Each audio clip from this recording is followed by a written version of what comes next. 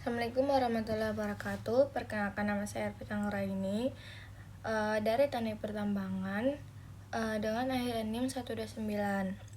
Nah, di sini saya akan membuatkan video tentang tambang bawah tanah. Nah, Indonesia punya kekayaan mineral yang luar biasa. Nah, tapi semakin lama cadangan di permukaan bumi ini semakin habis. Lalu bagaimana kita menambangnya? Nah, jawabannya turun ke bawah tanah. Nah, jadi karena turun ke bawah tanah, kita akan membahas apa itu tambang bawah tanah.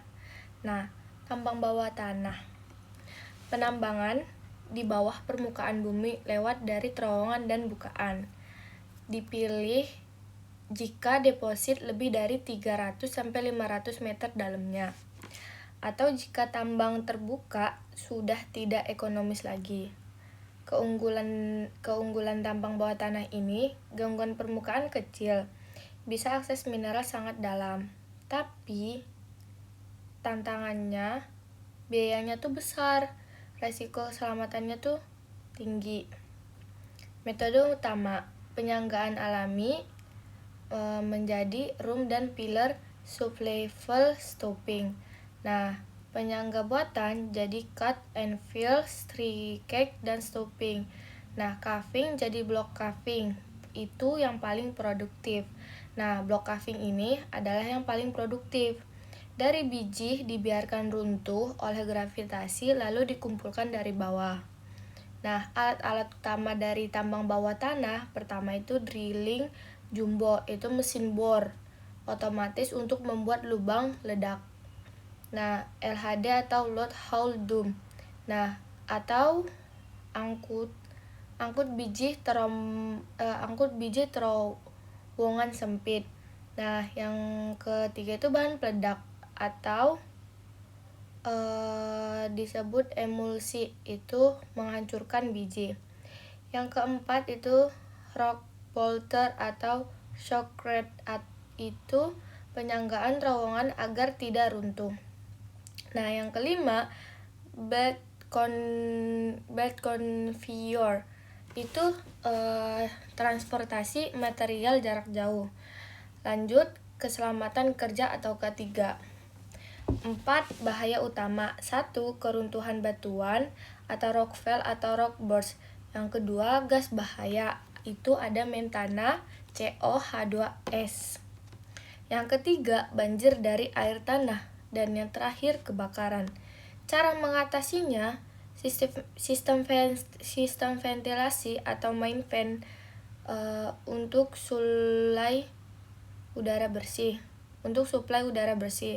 Nah, yang kedua, detektor gas dan APD lengkap. Baru yang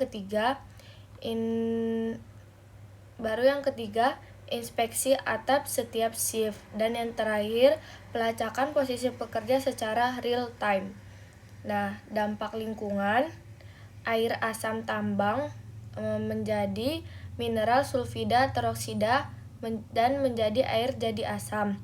Nah, yang kedua, subsiden, itu permukaan tanah ambles atau bisa merusak bangunan. Nah, yang ketiga, mitigasi, itu netralisasi air asam, monitoring atau GPS. Nah, revegetasi pasca tambang. Nah, selanjutnya teknologi masa kini. Yang pertama itu autonom dribbling dan LHD, itu alat berat dikendalikan dari permukaan tanpa operator di dalamnya. Nah, yang kedua, main operator center atau MOC, itu pantau seluruh tambang secara real time. Nah, yang ketiga, drone bawah tanah, itu inspeksi area berbahaya. Nah, yang keempat itu leader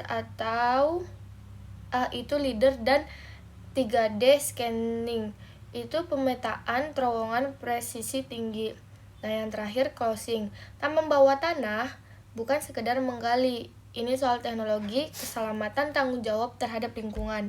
Masa depan pertambangan ada di kedalaman bumi dan kita harus siap menghadapi dengan cerdas.